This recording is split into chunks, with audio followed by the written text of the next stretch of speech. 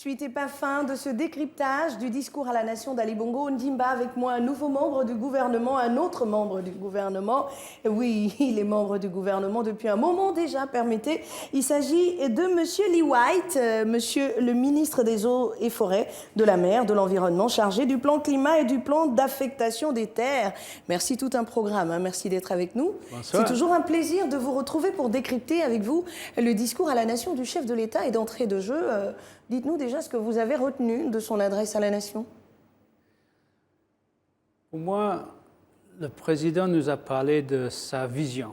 Le président, je pense qu'il n'y a personne au Gabon qui a une plus grande vision de ce que le Gabon va être dans 5, 10, 15, 20 ans. Pour arriver à cette vision, il nous a parlé de solidarité, de travail d'équipe, d'union, d'unité, de fierté, je dirais. Parce que pour moi, quand il parle de corruption, c'est quelque chose qui freine la vision. Mais quelqu'un qui est fier, on ne peut pas le corrompre. Hein? Donc on doit être fier. Les Gabonais sont fiers. Donc il a parlé de cette fierté, je dirais, quelquefois on accuse même d'une certaine arrogance, parce qu'on est fier. Donc, unité, fierté, vision, travail d'ensemble pour faire avancer le Gabon. C'est ça le message que vous retenez. Ouais. Alors, dites-nous comment se portent les secteurs dont vous avez la charge. Ils sont nombreux. Eau, forêt, mer, plan climat, affectation des terres. En un mot, comment se portent ces secteurs?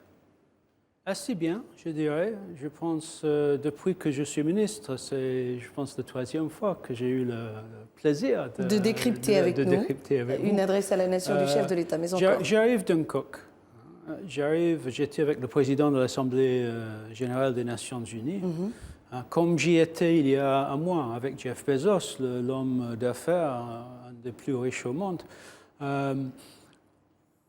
Et on parlait avec le gestionnaire de G16 de 3500 emplois qui vont être créés avant la fin de l'année, là-bas. Dans quel secteur? Dans le bois. Dans le bois. Et 3500 emplois directs. Pour chaque emploi direct, il y a 1,2 emplois indirects.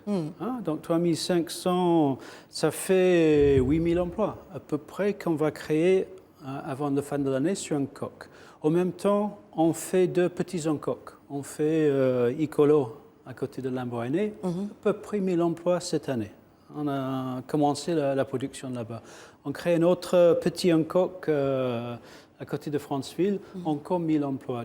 Donc, dans mon secteur, quand je fais le calcul entre emplois directs, disons 6000 à peu près cette année, indirect 7000, on a au moins 12 500 emplois qu'on va créer dans le secteur forêt. On a une croissance cette année de 25%. On a multiplié l'année dernière x 5 les recettes de l'État du secteur forêt, les recettes douaniers, impôts et tout ça. Donc la forêt se porte bien, mais on doit aller beaucoup plus loin. D'accord, c'est très joli tout cela. Nous avons passé un documentaire ici qui parlait de... Non? Oui, c'est impressionnant, mais les chiffres n'impressionnent plus les Gabonais parce qu'entre la réalité parfois politique et la réalité sur le terrain, il y a comme un fossé. Je m'explique. Lorsqu'on parle de la forêt gabonaise, il y a cette corruption entretenue depuis le ministère jusqu'aux exploitants forestiers. Est-ce qu'aujourd'hui, malgré tous les efforts qui sont faits, grâce aux efforts qui sont faits, pas malgré, mais grâce aux efforts qui sont faits aujourd'hui, on peut dire véritablement que le gendarme, le surveillant, celui qui veille au respect des délimitations, des permis d'exploitation, fait son travail et que la corruption ne gangrène plus les forêts gabonaises. Là est la question. Je dirais qu'on a fait du progrès, mais on n'a pas encore gagné. Pourquoi? Qu'est-ce qui reste à faire? On sait qu'il y a eu beaucoup de corruption dans la forêt. On a tous vécu le Kavizingo Gate. C'est un système qu'il faut attaquer il faut... C'est pas dans 1 an ou 2 ans qu'on va éliminer ces mauvaises pratiques. C'est en mettant en place les systèmes de gestion qui sont transparents, les systèmes de traçabilité, c'est en mettant en place la discipline, c'est en mettant en place la fierté, comme j'ai dit, le message du chef de l'État. Un agent qui est fier est difficilement corruptible. Un agent qui tout cela est... se mettra en place quand, Monsieur le Ministre? Ça se met en place, ça se met en place. C'est en place, il y a des résultats? Quand j'étais nommé, on perdait peut-être 150 milliards chaque année. Aujourd'hui, on en perd dans combien? l'exploitation illicite de la forêt. Je dirais aujourd'hui, c'est moins que 50. On perd toujours, mais on a beaucoup réduit la corruption. Mais comment cela s'explique? On est à la fin d'un audit des permis forestiers. On est en train de récupérer les permis forestiers des forestiers qui ont des pratiques illégaux. Légal, tout à fait. C'est peut-être la première fois dans l'histoire du Gabon qu'on annule les permis forestiers des sociétés véreuses. Hein. Pas un seul, pas deux, mais dans les derniers 3 mois, 3 grands permis forestiers annulés, hein, les décrets signés par Madame le Premier ministre pour retirer les permis à cause de ces excès. De ces mauvaises pratiques. Mais comment vous donnez la forêt aux gens et vous leur dites allez-y? Est-ce que les éco-gardes, est-ce que les personnes en charge de surveiller la forêt ont suffisamment de moyens pour mener à bien les missions qui sont les leurs? Non, mais on n'a pas assez de moyens, mais quand même, les éco-gardes, vous parlez des éco-gardes, font un travail remarquable, courageux sur le terrain. Ce n'est pas seulement le bois, ce n'est pas seulement l'ivoire, c'est l'exploitation illicite de l'or dans laquelle l'État perd beaucoup. On est en train de mettre en place les usines qui vont fondre l'or et on est en train de mettre en place finalement une exploitation minière de l'or dans la zone de Minkébé où on a eu le grand problème d'exploitation illicite il y a une dizaine d'années. Donc ces éco-gardes, que c'est en mer, que c'est en forêt, font un travail remarquable. Récemment, plusieurs d'entre eux ont réclamé des impayés de salaire. Comment ça s'explique alors que ces gens sont au contact quotidiennement de toutes ces personnes qui enfreignent la loi? Comment on explique que des gens qui font leur travail, qui ne demandent qu'à le faire, se retrouvent sans la rémunération qui vient couronner l'œuvre? On a eu des problèmes. Qui sont réglés? On sait que dans les caisses d'État, depuis 2015, ça a été très difficile avec la crise pétrolière, la crise Covid. Donc, il y a eu des problèmes. Ce n'est pas du tout une excuse de ne pas payer des agents, et surtout les agents qui travaillent bien. Nous sommes actuellement à jour avec les salaires. Madame le Premier ministre a tapé sur la table, mes collègues, Madame le ministre du Budget fait des efforts. Donc, je vais continuer à mettre la pression parce qu'on doit payer un Gabonais qui travaille, on doit le payer son salaire à la fin du mois. Est-ce que vous accepteriez de rester sans salaire? Non, donc tout le monde a droit à son salaire. On a quand même rattrapé les retards et on est enfin à jour. Très bien, voilà, bonne nouvelle pour vous. Messieurs, continuez de travailler de la meilleure des façons, hein, comme vous avez toujours pu le faire, et vous recevrez, vous percevrez même votre salaire à la fin du mois garanti de Monsieur le Ministre. Mais il y a que de plus en plus les forêts gabonaises sont subventionnées. Est-ce que ce n'est pas un risque que ces forêts passent d'une main à l'autre et qu'elles ne soient plus gabonaises? Monsieur le Ministre, est-ce que cela ne va pas toucher à la souveraineté du Gabon, toutes ces subventions qui rentrent, on a subventionné cette forêt, cette partie de la forêt, etc. Est-ce que cela n'aura pas un impact sur nous, sur les ayants droit, donc les populations à long terme? Les subventions, les nombreuses subventions reçues par le Gabon en parlant de forêt. Ah, vous voulez le financement? Les financements, voilà. Non, il n'y a aucun financement qui change la souveraineté. Il n'y a aucun financement. Non, mais tous ces financements, est-ce qu'à long cote. terme, les forêts gabonaises ne vont pas appartenir à d'autres personnes? C'est une question qu'a posée un Gabonais aujourd'hui. Ouais. Est-ce qu'à long terme, il n'y aura pas de problème au niveau de ces forêts? Non? On a un système de concession au Gabon. Donc on ne vend pas nos forêts. Les forêts restent la propriété de l'État. Et comme je viens de dire, si les concessionnaires qui doivent respecter la loi, qui doivent respecter les plans de management, ne les respectent pas, s'ils ont les pratiques illégaux, s'ils pratiquent la corruption, systématiquement, on va reprendre ces concessions et trouver des meilleurs investisseurs qui vont respecter nos lois. Et il y en a de plus en plus. D'accord, très bien. Il y a des demandeurs qui investissent dans les usines. Restons sur cette affaire de concession. Chaque fois, le Gabon, c'est la concession. Et vous voyez bien que cette affaire de concession a montré ses limites. Est-ce qu'il n'est pas temps de revoir les choses plutôt que de donner des concessions sur la durée, aller sur des petites périodes et vérifier qu'effectivement le concessionnaire respecte le cahier de charges? C'est surtout une question de système de gestion, de suivi, de bon suivi objectif par les agents qui sont professionnels. On ne peut pas demander à un investisseur de construire une usine, d'investir tout ce qu'il faut pour faire une exploitation forestière avec une concession de 5 ans devant eux, parce qu'ils ne peuvent pas récupérer leurs investissements. Mais moi, je suis pour les investissements. Il ne faut pas vous l'avez déjà dit ce soir, il ne faut pas qu'on parle que d'un coq, mais un coq. Nous avons un investisseur. On parle souvent d'Olam, mais Olam n'est même plus actionnaire là-dedans. Il y a G16, Gabon Special Economic Zone, dans lequel le Gabon est le plus grand actionnaire. Nous, on a presque 40% des actions. Donc, si le secteur privé gagne, le Gabon gagne. Donc, je pense que ce type de concession, ce type de collaboration avec le secteur privé, où notre fonds souverain ou notre CDC est actionnaire, partenaire, bénéficiaire, est beaucoup plus sain. Et c'est peut-être ça un modèle qu'on peut utiliser de plus en plus à l'avenir.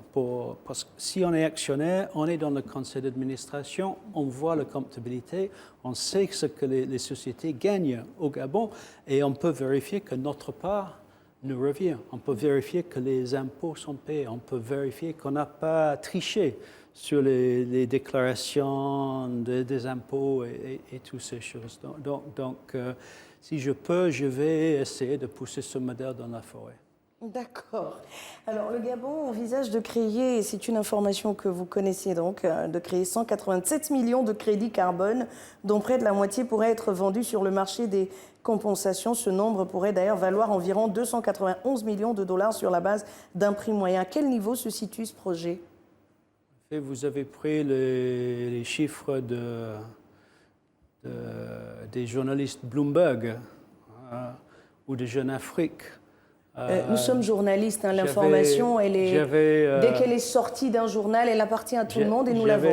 J'avais appelé Jeune Afrique pour les dire qu'ils ont oublié un zéro dans leurs estimations de prix de crédit carbone. Donc les 200 millions, je ne suis pas d'accord avec ce chiffre, c'est plutôt 2 milliards. 2 milliards. Il faut ajouter un zéro. Il ne faut pas enlever un zéro, il faut ajouter un zéro.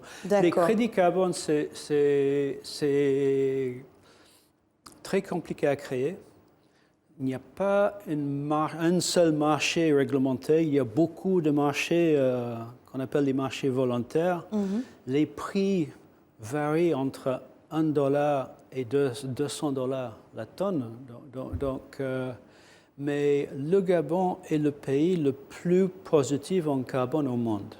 On est le meilleur élève sur les changements climatiques grâce aux efforts du président de la République et notre forêt qui capte du carbone. Nous avons presque fini un processus d'audit de nos crédits carbone avec le système des Nations Unies, le système de changement climatique. Et donc, effectivement, on va mettre sur le marché dans les prochains mois 90 millions de tonnes de crédits. Avant la COP27 ? Crédits carbone. On a une promesse de la Convention climat qu'on va finir avec toutes les analyses, les audits avant le COP27. Donc nos crédits doivent être dans un registre prêt pour être vendus. Après, il faut qu'on fasse tout un plan de marketing. Nos crédits sont les meilleurs crédits carbone au monde. Donc on ne peut pas accepter le prix que Bloomberg a publié, le prix que Jeune Afrique a publié, ce qui était de $5, je dirais non.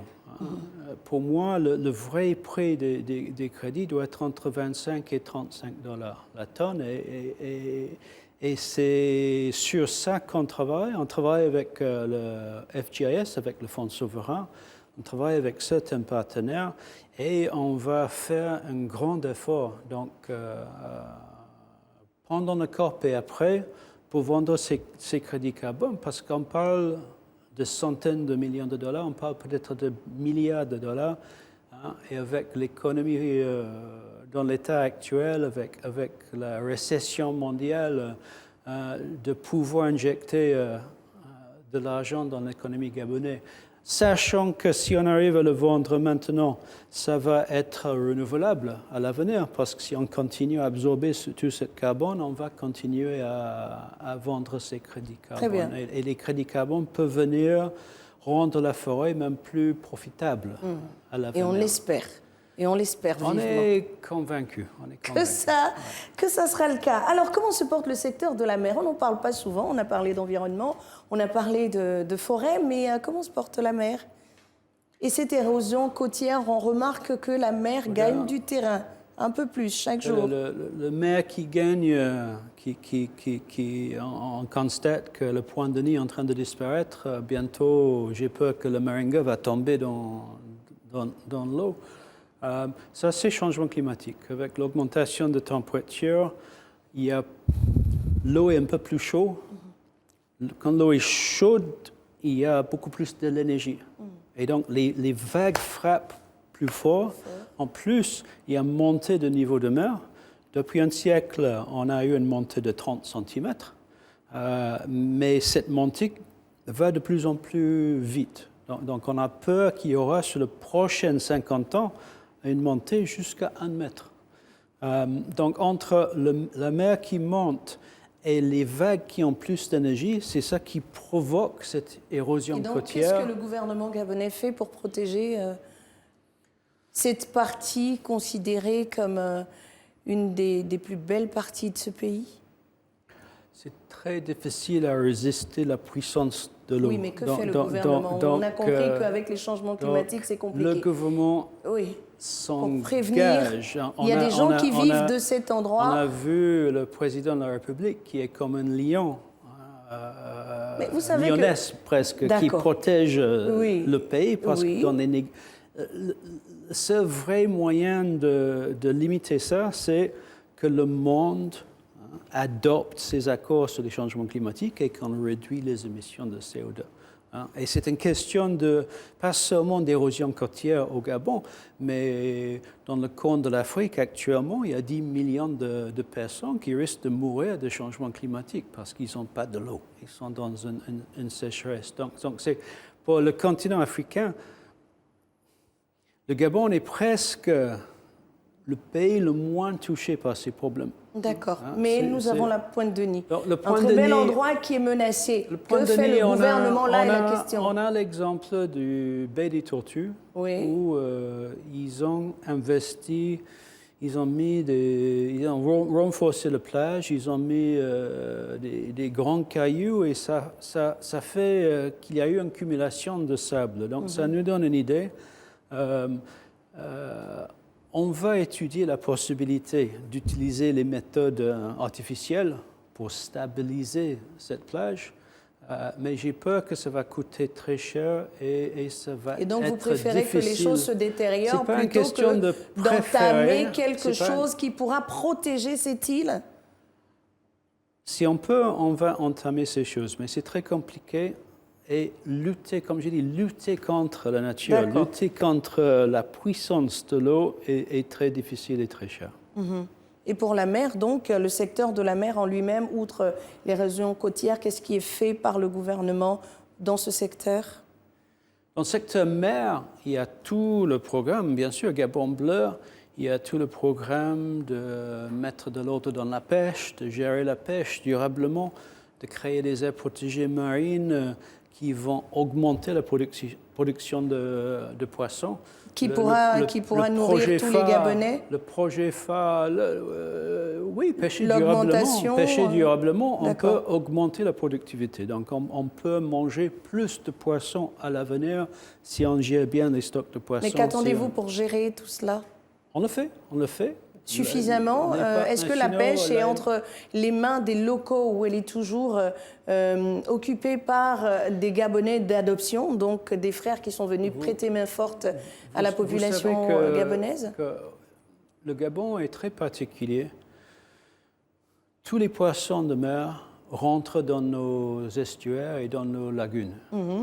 Donc nous n'avons pas d'histoire de pêcheurs gabonais qui partaient en mer. Parce que tous les poissons de mer venaient trouver dans la rivière. Pourquoi aller en mer où c'est dangereux alors qu'il est là, si le poisson vient chez nous? Donc, on a un problème de trouver des Gabonais qui veulent aller en mer, qui veulent apprendre ce métier. Peut-être les former. Il faut les former. Mais alors, les centres multisectoriels, vous donnez vos besoins en formation. Vous dites à votre collègue le gouvernement, c'est aussi ça. J'ai tel besoin dans ce domaine. Est-ce que tu peux absorber ce besoin ou m'aider à régler ce problème? C'est une des priorités de mon collègue, le ministre de la Pêche. On travaille ensemble, le ministre de la Mer, on gère l'écosystème, le ministre de la Pêche qui pêche durablement le poisson. Vous gérez et lui pêche. OK, on a compris. Et pour lui, cette challenge de mettre les Gabonais en mer, de créer des emplois pour les Gabonais, si on a plus de Gabonais en mer, on va mieux gérer notre mer. Si on laisse nos frères ouest-africains, ou si on laisse les Européens gérer la mer, on va toujours être fragile. D'accord. Donc, je suis vraiment quelqu'un qui veut voir les Gabonais en mer. Et quand je vois les gens de l'AMPN naviguer en mer, aller arrêter les bateaux angolais, congolais qui viennent voler du poisson, ça me donne l'espoir. Parce que là, on a des Gabonais qui vont en mer. D'accord. Donc on peut le faire. Et c'est très bien. On espère qu'il y en aura de plus en plus et qu'au niveau de la formation professionnelle, on formera des Gabonais dans ce domaine pour pêcher durablement et permettre au pays, de pouvoir se nourrir avec les poissons sortis de ces eaux.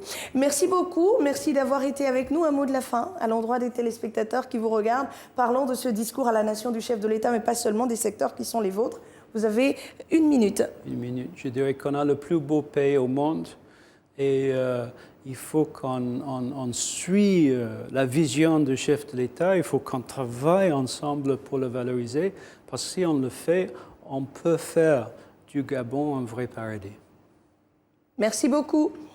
Monsieur Lee White, je rappelle que vous êtes ministre des Eaux, des Forêts, de la Mer, de l'Environnement, chargé du plan climat, du plan d'affectation des terres. Vous étiez avec nous sur le plateau de Gabon 24 pour décrypter le discours à la nation d'Ali Bongo Ondimba. Merci d'avoir été des nôtres. Merci. Je vous laisse avec cet extrait du président de la République, extrait de son discours à la nation de ce jour, un discours qui vient rappeler certains préalables, l'unité parce que c'est une force, mais au-delà parce qu'ensemble on peut bâtir, ensemble on peut aller plus loin. On se retrouve avec un autre membre du gouvernement.